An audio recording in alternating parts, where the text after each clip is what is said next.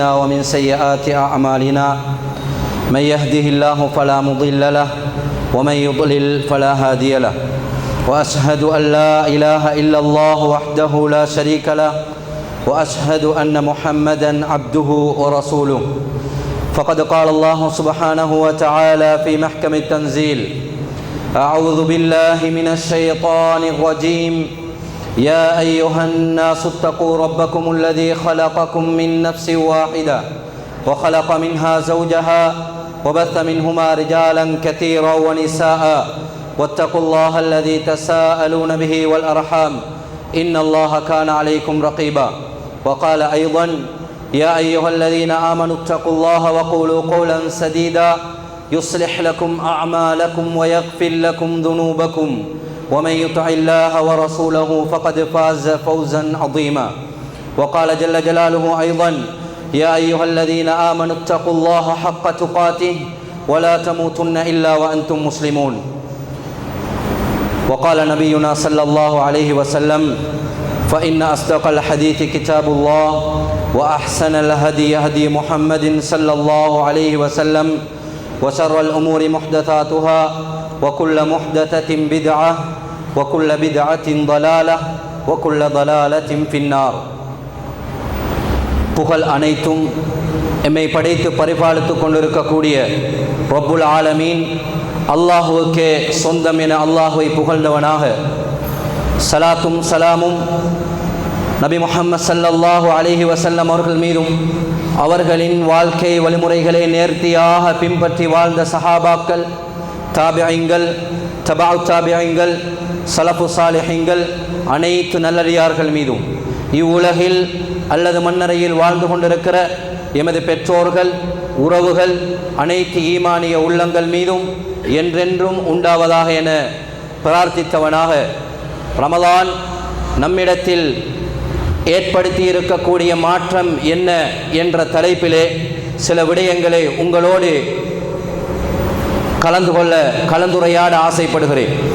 அன்புள்ள சகோதரர்களே, அல்லாஹின் நல்லடியார்களே, மனித வாழ்வில் அல்லாஹ் ஜல்ல ஜலாலுஹு அவனுடைய பொருத்தத்தின் அடிப்படையில் ஒரு மனிதன் வாழ்வதற்காக, அவனுடைய மறுமை வெற்றிக்கான சேமிப்பை அதிகரித்துக் கொள்வதற்காக ஒரு மனிதனுக்கு அல்லாஹ் வழங்கக்கூடிய முதன்மையான அற்புதமான ஒரு வாய்ப்புக்கு விடை கொடுத்த சந்தர்ப்பத்தில் நாம் இருந்து கொண்டிருக்கிறோம்.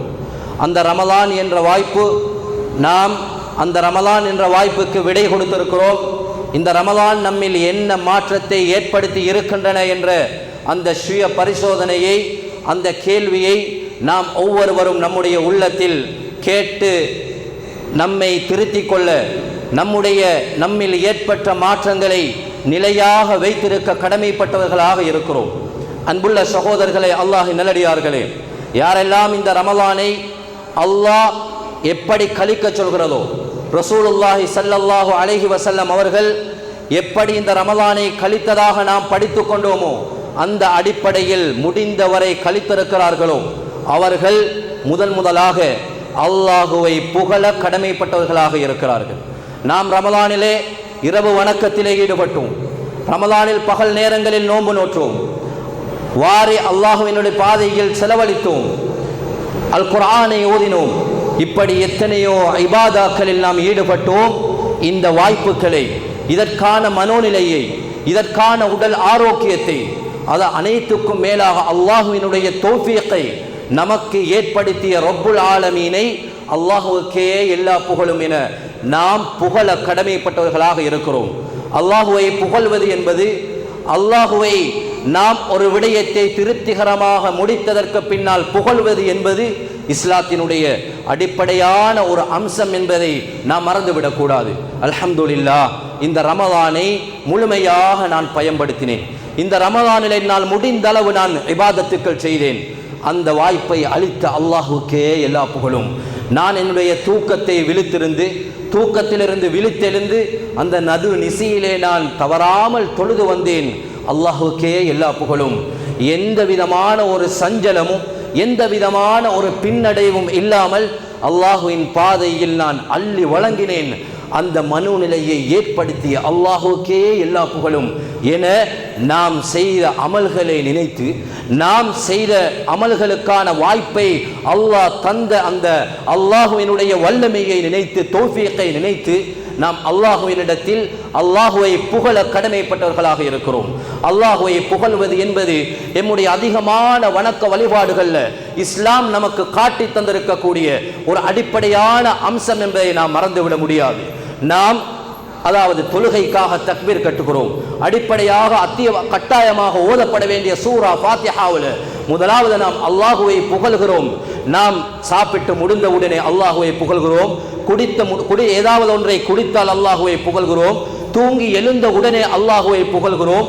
அல்லாஹுவை புகழக்கூடிய கட்டங்கள் ஏராளம். ருக்குவுல புகழ்கிறோம், சஜதாவுல புகழ்கிறோம், நிலையில புகழ்கிறோம். எப்படி வார்த்தை பிரயோகங்கள், எப்படியான அல்லாஹுவை தூய்மைப்படுத்தக்கூடிய, எப்படியான அல்லாஹுவை புகழக்கூடிய வார்த்தை பிரயோகங்களை இஸ்லாத்துல நமக்கு கற்று தந்திருக்கிறது. இந்த வழக்கம், இந்த மாற்றம் நம்மில் ஏற்பட வேண்டும்.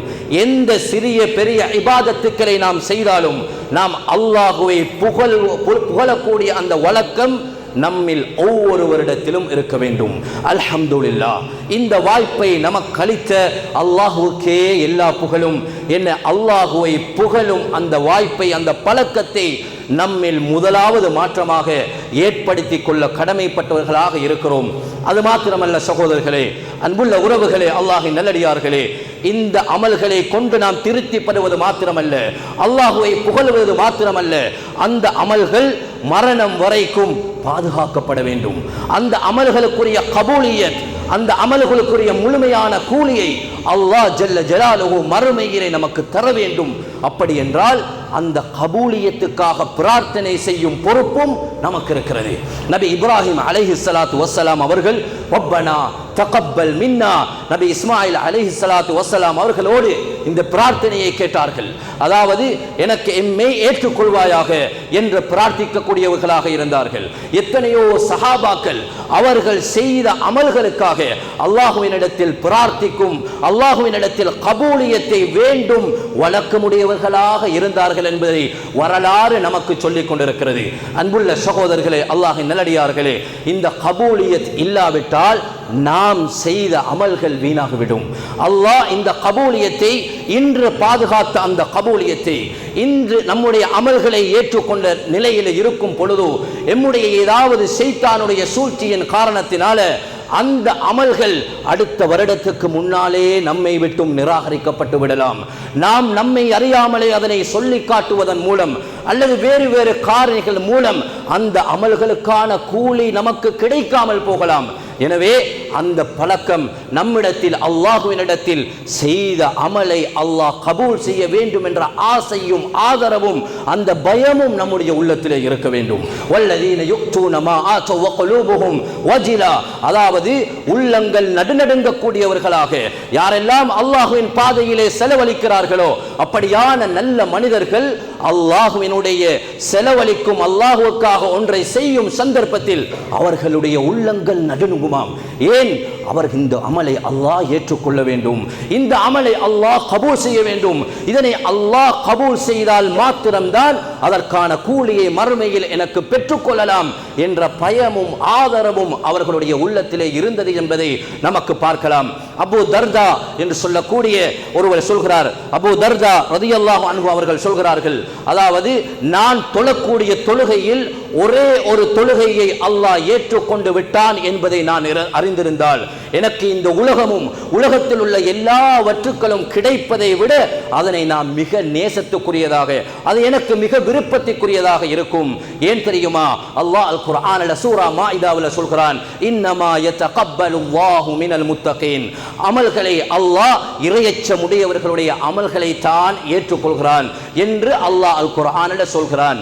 நான் எத்தனையோ தொழுகைகள் தொழுதிருப்போம், நாம் எத்தனையோ வணக்க வழிபாடுகளை செய்திருப்போம், எத்தனை தொழுகைகளுக்கு அல்லாஹ்வினிடத்தில் கபூலியத்தை கேட்கும் அந்த வழக்கம் நம்மில் இருந்திருக்கிறது என்பதை நாம் சிந்திக்க கடமைப்பட்டிருக்கிறோம். இப்னு உமர் ரலியல்லாஹு அன்ஹு அவர்களிடத்திலே இப்னு அசாகிர் என்ற ஒரு நூலிலே பதிவு செய்யப்பட்டிருக்கிறது.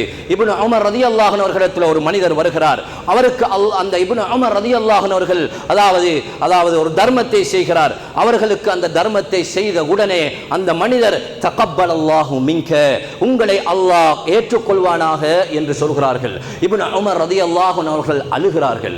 அழுதுவிட்டு சொல்கிறார்கள், அல்லாஹ் என்னுடைய தர்மத்தை, என்னுடைய ஒரு சஜதாவை ஏற்றுக்கொண்டு விட்டான் என்பதை நான் அறிந்திருந்தால், லவ் அலிம்து அன்னல்லாஹ தகப்பல மின்னி சஜதத்தன் வாஹிதா, என்னுடைய ஒரு தர்மத்தை அல்லது ஒரு சஜதாவை அல்லாஹ் ஏற்றுக்கொண்டு விட்டான் என்று அறிந்திருந்தால் நான் மரணத்தை விரும்பியிருப்பேன், நான் அந்த மரணத்தை, அல்லாஹ்வின் சந்திப்பை நான் நேசித்திருப்பேன் என்று இப்னு உமர் ரலியல்லாஹு அன்ஹு அவர்கள் சொல்லக்கூடிய செய்தியை நமக்கு பார்க்கலாம்.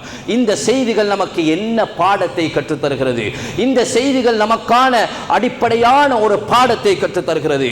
நாம் பராமுகமாக இருக்கக்கூடிய, நாம் செய்துவிட்டு சிம்பிளாக சென்று விடக்கூடிய நம்முடைய வணக்க வழிபாடுகள் எதை நாம் நிறைவேற்றினாலும், சிறிய பெரிய சுன்னத்தான பரதான எதை நிறைவேற்றினாலும் அல்லாஹ்வினிடத்தில் கபூலியத்தை கேட்கும் பொறுப்பு நமக்கு இருக்கிறது. அதனை பாதுகாக்கும் பொறுப்பு நமக்கு இருக்கிறது. அதனை பாதுகாக்கக்கூடிய, அதனை பாதுகாத்து மரணம் வரைக்கும் அதை நிலைத்திருக்க செய்யக்கூடிய அந்த கவனத்தோடு நம்முடைய நடவடிக்கைகளை அமைத்துக் கொள்ளும் பொறுப்பு நமக்கு இருக்கிறது என்பதை நாம் மறந்துவிடக் கூடாது.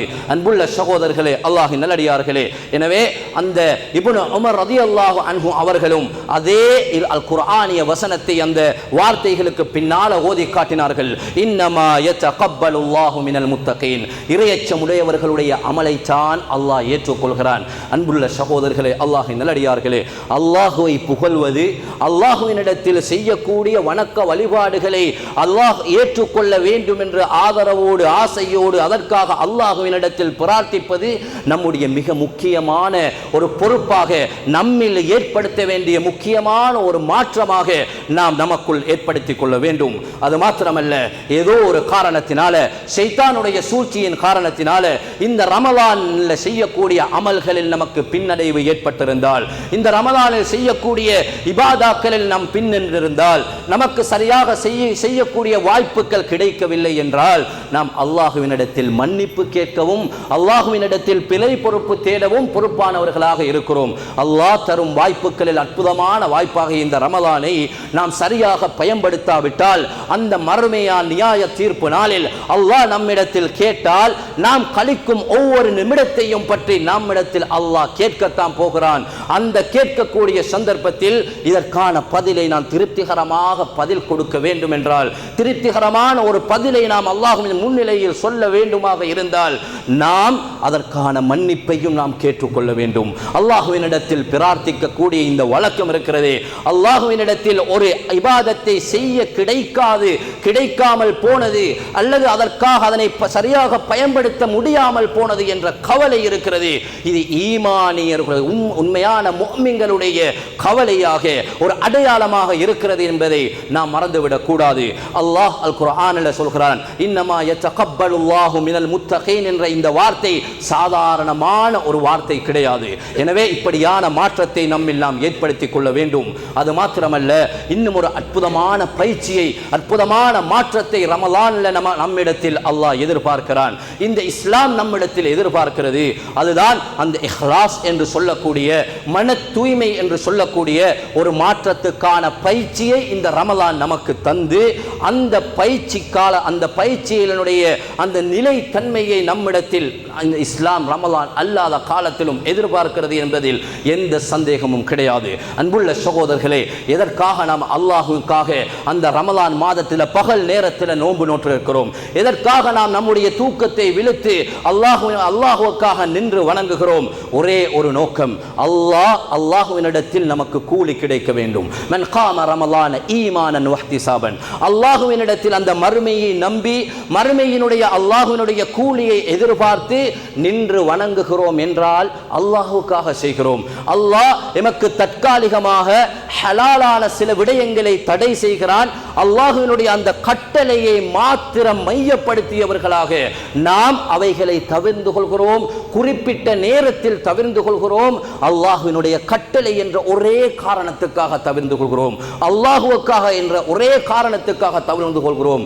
அதனால தான் அல்லாஹ்வின் தூதர் ஸல்லல்லாஹு அலைஹி வஸல்லம் அவர்கள் அல்லாஹ் கூறியதாக சொல்லி காட்டினார்கள். அஸ்ஸௌமு லீ வ அன அஜ்ஸி பிஹி. நோன்பு எனக்குரியது, அதற்கான கூலியை நானே வழங்குகிறேன் என்று சொன்ன செய்தியை நாம் படிக்காமல் இல்லை.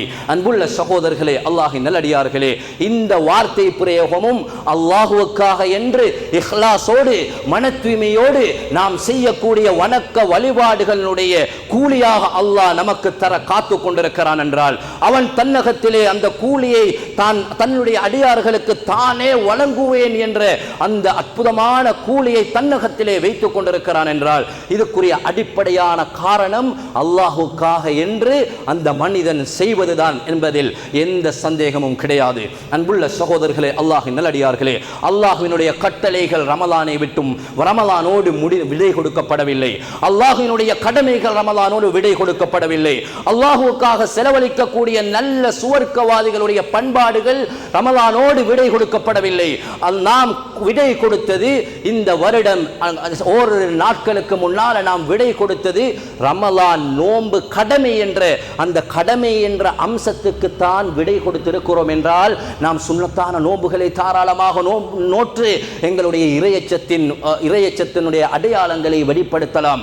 அல்லாஹ்வின் பாதையிலே செலவழிப்பதை நாம் நிலையாக மரணம் வரைக்கும் நமக்குள் ஏற்படுத்தி நமக்கு அல்லாஹ்வினுடைய இறையச்சத்தின் அடையாளத்தை நமக்கு வெளிப்படுத்தலாம். அல் குர்ஆனோடு தொடர்புகளை முழுமையாக முடிந்த அளவு ஏற்படுத்தி நமக்கு அல்லாஹ்வினுடைய இறையச்சத்தின் அடையாளத்தை வெளிப்படுத்தலாம். அன்புள்ள சகோதரர்களே, அல்லாஹ்வின் நல்லடியார்களே, அல்லாஹ்வுக்காக என்று அல்லாஹ்வினுடைய கட்டளை என்ற ஒரே காரணத்துக்காக இந்த ரமலானில் நாம் இவைகளை விட்டு விடுகிறோம் என்றால், இவைகளை நாம் அல்லாஹ்வுக்காக என்று செய்கிறோம் என்றால், அவனுடைய கட்டளைக்கு கட்டுப்படுகிறோம் என்றால், அதே கட்டளைகளில் எத்தனையோ விலக்கல்கள் நமக்கு இருக்கிறது, எத்தனையோ ஏவல்கள் ரமலான் அல்லாத காலத்தில் மரணம் வரைக்கும் மண்ணறைக்கு செல்லும் வரைக்கும் அல்லாஹ் நமக்கு ஏவி இருக்கிறான். அவைகளில் நம்முடைய மாற்றத்தை எந்த அளவுக்கு நாம் கொண்டு வந்திருக்கிறோம்.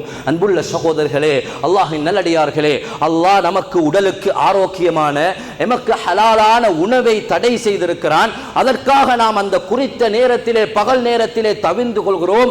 ஆனால் நிரந்தரமாக எமக்கு தடை செய்த எத்தனையோ காரியங்களை ரமலான் அல்லாத காலத்தில் நாம் செய்கிறோம் என்றால், ரமலான் அல்லாத காலத்தில் நாம் அவைகளை அரங்கேற்றுகிறோம் என்றால், இந்த ரமலானில் அல்லாஹ்வுக்காக என்று செய்த அதே ரப்புல் ஆலமீன் ரமலான் அல்லாத காலத்திலும் நம்மை காத்துக் கொண்டிருக்கிறான், நம்மை கண்காணித்துக் கொண்டிருக்கிறான் என்பதை நாம் மறந்துவிடக் கூடாது. எத்தனை பாவமான காரியங்களை அல்லாஹ்வுக்காக என்று நாம் ஒதுக்கி வைத்தோம். எத்தனையோ பாவமான ஆபாசமான எத்தனையோ காட்சிகளை நாம் இந்த ரமலான் காலத்தில் எந்த ஒன்றையும் செய்யக்கூடாது.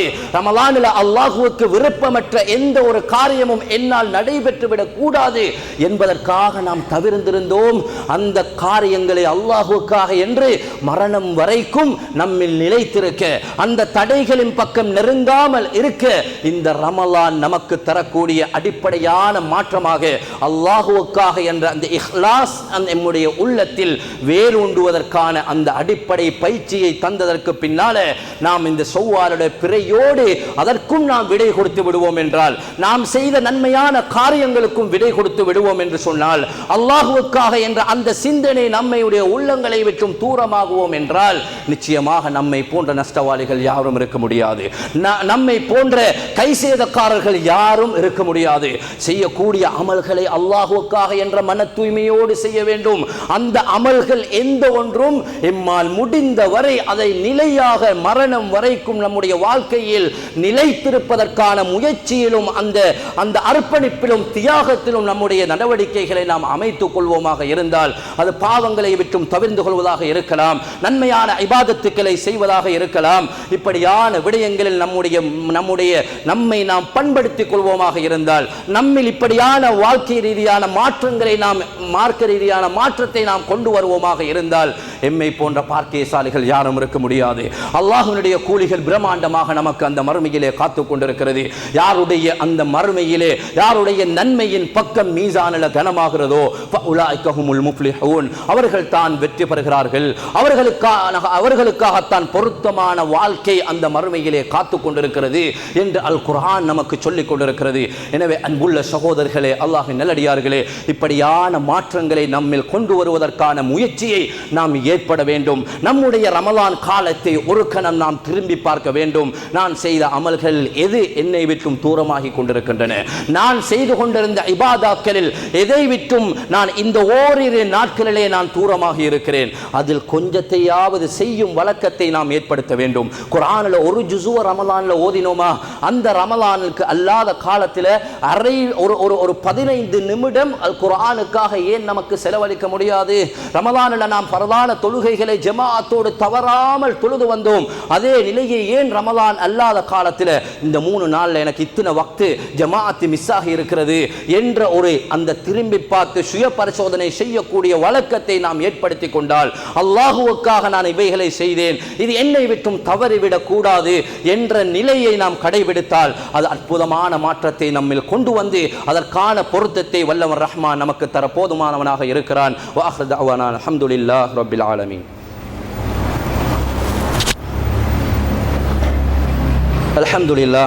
அல்ஹம்துலில்லாஹி வஹ்தா வஸ்ஸலாத்து வஸ்ஸலாமு அலா மன் லா நபிய பஅதா அம்மா பஅத்.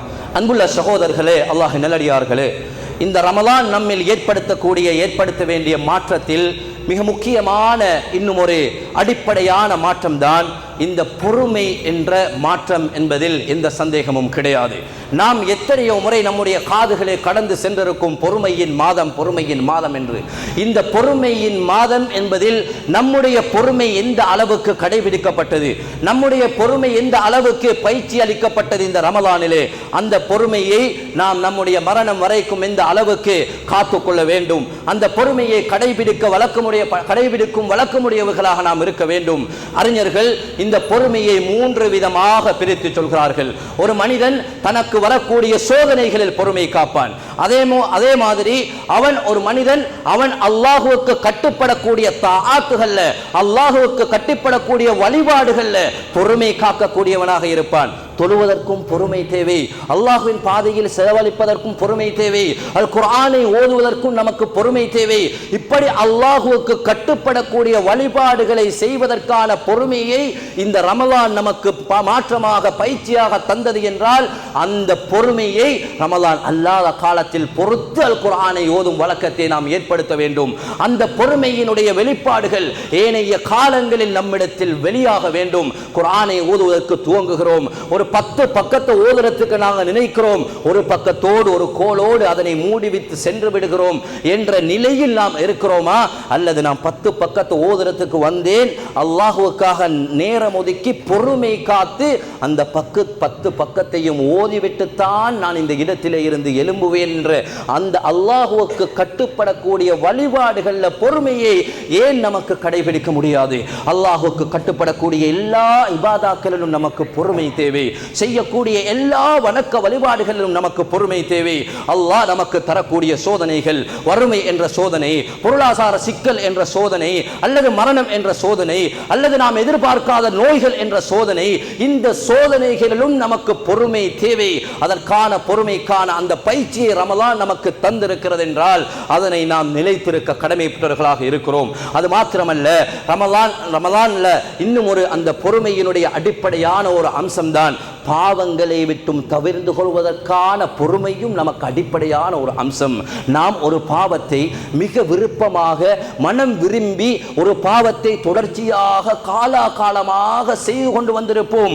ஆனால் அல்லாஹுவுக்காக என்று அந்த பாவங்களை நாம் ரமலான் காலத்தில் விட்டுவிட்டோம் என்றால் அந்த பாவத்தை தொடராமல் இருப்பதற்கு இது இந்த மனம் அதற்கு செல்வதற்கு நாடுகிறது, அதை செய்வதற்கு இந்த மனம் செல்கிறது. ஆனால் அல்லாஹுவுக்காக நாம் பொறுக்கிறேன். அன்புள்ள சகோதரர்களே, ஒரு மனிதன் பாவங்கள் செய்வதில் அதிகமான அவனுடைய காலம், அவனுடைய பகல் நேரத்தில் தான் அவன் பாவங்கள் பெரும்பாலாக செய்கிறான். அவன் விழித்திருப்பது பகல் நேரத்தில், அவனுடைய கண்கள் விழித்திருப்பது பகல் நேரத்தில். அந்த பகல் நேரத்தில் தான் அவன் புகைத்தல் பாவனையை அவன் பயன்படுத்துகிறான், வேறு பாவங்களில் ஈடுபடுகிறான், வேறு மார்க்கத்துக்கு முரணான காரியங்களில் அவன் அதிகபட்சமாக ஈடுபடுகிறான். இப்படியான நிலையில அந்த பகல் நேரத்தினுடைய பயிற்சியை சஹரில் இருந்து இரவு வரைக்கும் சூரியன் மறையும் வரைக்கும் அல்லாஹுக்காக என்று இவைகளை நோன்பை மையப்படுத்தி அல்லாஹுக்காக என்று நாம் அவைகளை தவிர்த்து பொறுமை காத்தோம் என்றால் நாம் இந்த பொறுமையை ஏன் நம்மிடத்தில் தொடர முடியாது? ஏன் பாவமான காரியங்களை செய்யாமல் எம்மிடத்தில் நாம் இந்த பொறுமையை கடைபிடிக்க முடியாது? அல்லாஹ் தடை செய்திருக்கிறான். இதற்கான கடுமையான தண்டனையை அல்லாஹ் நமக்கு தந்திருக்கிறான். இதை நான் அதாவது செயலாற்றக்கூடாது என்ற அந்த பொறுமை நம்மிடத்தில் வரவேண்டிய அடிப்படையான மாற்றமாக இருக்கிறது என்பதை நாம் மறந்துவிடக் கூடாது. இந்த பொறுமையின் ஒரு அங்கம்தான் விட்டு கொடுப்புக்கான பயிற்சியும் இந்த ரமலான் தந்தது. ரசூலுல்லாஹி ஸல்லல்லாஹு அலைஹி வஸல்லம் அவர்கள் அதாவது லைலத்துல் கத்ரை அறிவிப்பதற்காக இந்த நாளில் தான் லைலத்துல் கத்ர் என்பதை அறிவிப்பதற்காக வருகிறார்கள். விட்டு கொடுப்பின்மையோடு இரண்டு மனிதர்கள் சண்டையிட்டுக் கொண்டிருக்கிறார்கள். ரசூலுல்லாஹி ஸல்லல்லாஹு அலைஹி வஸல்லம் அவர்களுக்கு அந்த லைலத்துல் கத்ர் இந்த இரவு தான் என்பது மறைக்கப்பட்டு விட்டது. விட்டு கொடுப்பின்மையின் காரணத்தினால அதில் ஒருவர் பொறுமையை இழந்ததன் அந்த இருவரும் பொறுமையை இழந்ததன் காரணத்தினால அந்த நிலை எமக்கு ஏற்பட்டது என்று சொன்னால் அல்லாஹ்வின் தூதருக்கு அந்த இரவு குறிப்பாக அந்த மறக்கடிக்கப்பட்டு அது இரவினுடைய இறுதி பத்தில் ஒற்றையான நாட்களில் தேடிக்கொள்ளுங்கள் என்ற அந்த அறிவிப்பை ரசூலுல்லாஹ் செய்தார்கள் என்று சொன்னால் இந்த பொறுமை எந்த அளவுக்கு ஒரு அடிப்படையானது என்பதை நாம் மறந்துவிடக் கூடாது. இந்த பொறுமை என்ற மாற்றம் நம்மிடத்தில் ஏற்பட வேண்டும். பல பிரச்சனைகளை நாம் எதிர்நோக்குவோம். வியாபார ரீதியாக, குடும்ப ரீதியாக எத்தனையோ பிரச்சனைகளை நாம் எதிர்நோக்குவோம். அல்லாஹுக்காக நாம் பொறுமையாக இருப்போம். இன்னல்லாஹ மஅஸ் ஸாபிரீன், பொறுமையாளர்களோடு அல்லாஹ் இருக்கிறான். வபஷிரி ஸாபிரீன், பொறுமையாளர்களுக்கு நன்மாராயம் இருக்கிறது. உலாயிக அலைஹிம் ஸலவாத்தும் மிர் ரப்பிஹிம் வரஹ்மா, அவர்களுக்கு அல்லாஹ்வினுடைய ஸலவாத்தையும் அல்லாஹ்வினுடைய அருளையும் பொழிகிறான். அவர்கள் தான் உண்மையான நேர்வழி பெற்றவர்கள் என்ற அடையாளத்தை அல்லாஹ் குர்ஆனிலே பொறுமையாளர்களுக்கு சொல்கிறான் என்ற அந்த பொறுமையின் ஒவ்வொரு பகுதியும் வணக்க வழிபாடுகள் செய்வதில் பொறுமை, அதாவது அல்லாஹுவுக்கு மாற்றமான அல்லாஹுவை நாம் தவிர்த்து கொள்ள வேண்டிய மன்ஹியாத்துகள்ல தடை செய்த காரியங்களில் பொறுமை, வரக்கூடிய சோதனைகளில் பொறுமை. இந்த பொறுமை என்ற மாற்றத்தை நம்மில் எந்த அளவுக்கு நாம் கொண்டு வருகிறோமோ அந்த அளவுக்கு நம்முடைய மாற்றம், நம்முடைய அந்த மரணம் வரையான இறையச்சத்தினுடைய வெளிப்பாடுகள் நம்மிடத்தில் வெளிப்படும். அதன் மூலம் அல்லாஹ் நம்மை பொருந்திக் கொள்ள போதுமானவனாக இருக்கிறான். இது அல்லாத ஏராளமான அதாவது மாற்றங்களை இந்த ரமலான் நமக்கு நம்மிடத்தில் எதிர்பார்க்கிறது. அந்த மாற்றங்களையும் நாம் கற்று அதன் அடிப்படையில் நம்முடைய வாழ்க்கையை இந்த ரமலானுக்கு பின்னால நாம் மாற்றிய நிலையில் அடுத்த ரமலான் நம்மை அடைவோமா, நாமில் எத்தனை பேர் இருப்போமா இல்லையா என்ற எந்த உத்தரவாதமும் கிடையாது. எனவே கடந்து வந்த ரமலானில் பலன் பெற்ற உண்மையான முஃமின்களாக நாம் நம்மை மாற்றிக்கொள்வோம். வஆகிரு தஅவானா அல்ஹம்துலில்லாஹி ரப்பில் ஆலமீன். அகூலு கௌலி ஹாதா அஸ்தக்ஃபிருல்லாஹல் அஸீம் வலக்கும் வஸ்தக்ஃபிரு இன்னஹு ஹுவல் கஃபூருர் ரஹீம்.